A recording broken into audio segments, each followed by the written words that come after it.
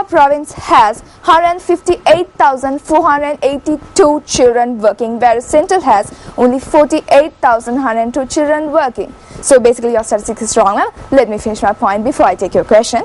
Here, the minimum being 48 to 150, all the provinces except for North, which is not included in this census, all the provinces has child labor. So when you move on to eradicate the problem of child labor, you have to eradicate the problem in all the 9 provinces. Yes, ma'am. Ma'am, I was talking about the complaints received so far by the Child Care Probation Department. Yeah. Does it mean I wasn't talking about the number of children? It also means that everyone who's affected are not going to complain, ma'am, for sure. Okay. That doesn't prove that my statistics are wrong. Maybe. And also the second speaker, no, I'm sorry, the third speaker, she was talking about child trafficking and child labor being high in plantation sector, that is Central and the plantation areas. But also let me tell you that child trafficking and child abuse is also high where tourism industry is under care in Sri Lanka. For the children are used in tourism, children are abducted and children are trafficked in the tourism industry, that is near the eastern coast and the southern coast in Sri Lanka. Yes, ma'am. Ma'am, if you accept that child labor is high in the southern province, don't you want a specific province specific policy which can eradicate child labor of the southern province, a strict policy? Ma'am, according to the children's charter, the basic right, the policy we are going to say is just to protect the children against child labor. Do you agree or not, ma'am? Justify your statement. The policy is just merely going to say that you have to protect children against child labor. Yes or no, ma'am? I'm not talking about only child labor. I'm talking about many other cases like theft, burglary. So everything. I mean, just asking the single thing.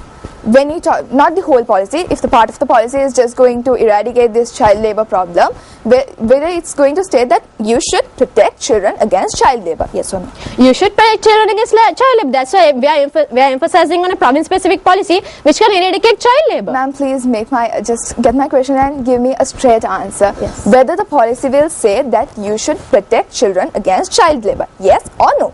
Children, yes, the policy should protect children from the child labor. That's what we are trying to say also. The policy should protect children against child labor. If it was yes, ma'am, let me make it across before you coming in. The children should be protected against child labor, but what we are trying to say, you can implement it in different ways in different provinces, but the basic policy is going to say that the children should be protected against child labor. Yes, ma'am. How are you going to implement a proper child welfare policy national-wide? Give me a proper example of a policy.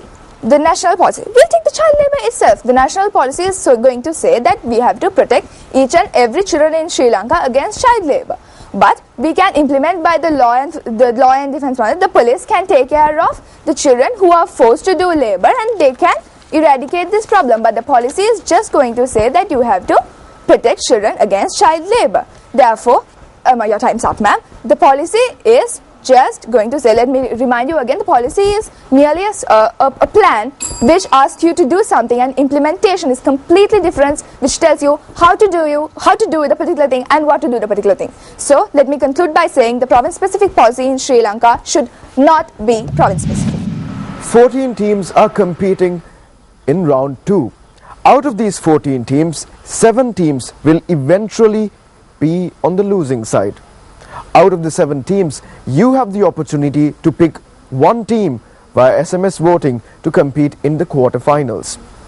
Having said that, it's time for us to move on into the third round. But before that, we will provide 5 minutes for individual teams to consult with their coaches to get more perspective as to how to move forward. Let's give them the opportunity to do that, and you and I will take a short commercial break.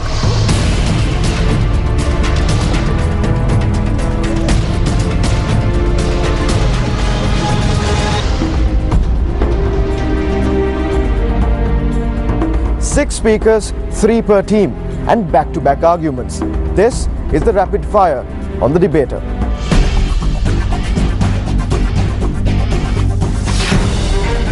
The opponents went on point by point by saying that national policy is a successful policy for the children welfare.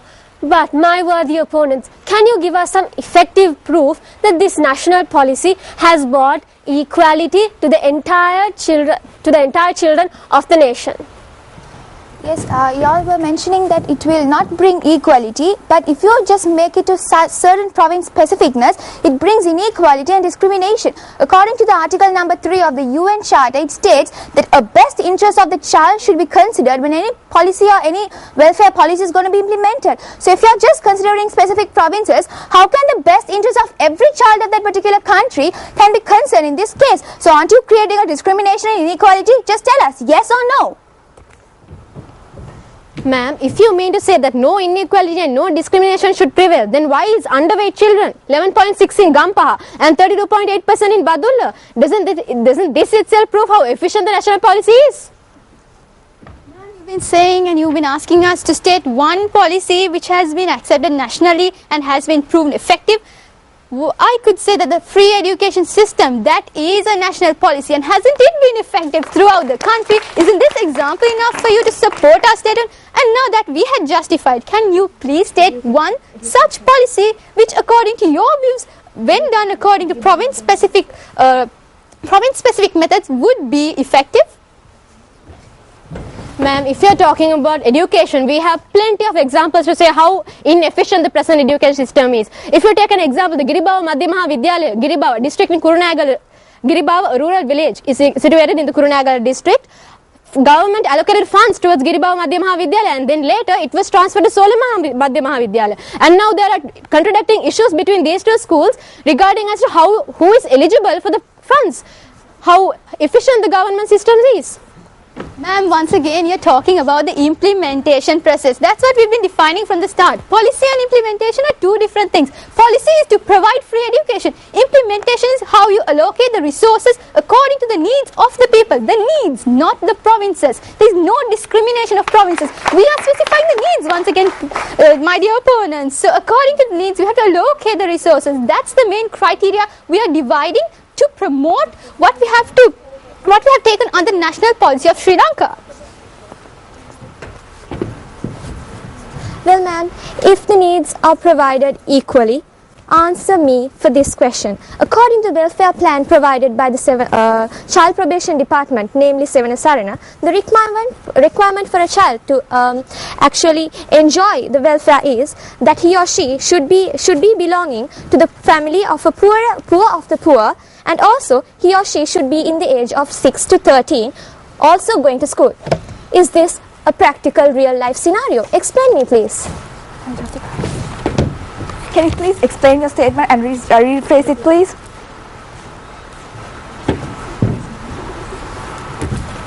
The Sevanasarana welfare plan in this how to choose children section, they say that to include in the Sevanasarana project, if you want to be a child in the Sevanasarana project, you should be the poorest of the poor. You should come from a poorest of the poor family. Define how we are going to take children from the poorest of the poor. Define that part. Ma'am, the fourth speaker in her speech made mention about the post-war situation and the people or the children affected by post-war, and they are restricted to northern areas. Aren't you aware that the children who are affected by post-war are not mainly northern regions now? They are evenly spread throughout the country and even out of the country. When the situation is such, how are you saying to specify a certain policy only for northern province when there are people who are not affected by the post-war situations as well? They are going to get the maximum benefits out of your so-called policy. Ma'am, even in your opponent team, the third speaker mentioned that policy is a statement, and then the fourth speaker went on saying that policy is a plan. Now, isn't that contradiction in your speeches as well, ma'am? The members of the opposition stated that in the central province of Sri Lanka, child labour is more, and there you have to implement some policies to eradicate child labour. So what about the children in other provinces? Children are considered the pillars of the future, and if you are not eradicating child labour in other provinces, what about their future? What about the future economy of Sri Lanka? Just say us, what about the future economy? Ma'am, we were talking about eradication of child labour, true. And also we were telling, I was discriminating that child labour is highest in central province and it can be differentiated in other provinces. That's why we need a province-specific welfare plan addressing the needs and wants of the child in many different provinces. The root causes for these problems can be different. Ma'am, this is not just prioritizing. So when you prioritize to one province, then the person who is doing the child labour in that particular province will move on to another province and carry on the same thing. Well, if you put it in the national policy, that is not going to happen because each and every province is going to get their attention. Just like a mosquito, where if you say you kill a mosquito, let's just move on to another place and flip. Same basic logic. Ma'am, yes, true that child labour doesn't occur only in one provinces, but my fourth speaker and my third speaker presented you the ratio of which that different provinces have higher child labours and another different provinces lower child labour occurring. But we are not saying that in one certain province only this policy has to be implemented. No, policies are action, my dear worthy opponents. Policies are an action. Ma'am, policies are not action. A policy without implementation makes no sense. And implementation without a policy makes no sense. Just because there's a piece of bread there, you don't have to eat it. Your policy may be eating, but just because the bread is there, you can't eat it. At the same time, if you're hungry, if there's no food, the policy of eating, it just cannot be justified. So implementation only doesn't work out. Policy only doesn't work out. At the same time, implementation is not equal to policy. 3 down, 1 to go. Let's see as to how best these two teams make use of the 2 minutes that have been allocated to them. This is the summer. Honorable adjudicators, members of the House. Today the topic is, I strongly believe in that our side opposition proved to you that the child welfare policy in Sri Lanka should not be province specific. To prove this, we pointed out the disadvantages of province specific policy. First being the presence of discrimination which leads to inequality and which leads to violation of basic child rights which are stated in UN Convention and Sri Lankan Children's Charter. And also, the province specific policy, it means you have to have 9 different policies for 9 different provinces. That will cause comparatively high expenditure because it gives a high expenditure of 9:1 ratio. And also, province specific policy creates ethnicity and geographical differences. But the nationalized policy clearly washes off these disadvantages and make them as advantageous. And also, basic needs are common to all. That is why they are needs and that is why they are basic. And also, I would like to ask you, how come these basic needs differ provincially and so on? How come you can have different policies to fulfill the same basic needs? Then if you are going to give the same basic needs, why do they differ? And also, don't you agree with the point that province specificness leads to discrimination, violation of human rights, and that is against the Children's Charter and the UN Convention? What change can you possibly bring in this Children's Charter to make the province specific, make a policy province specific? And also,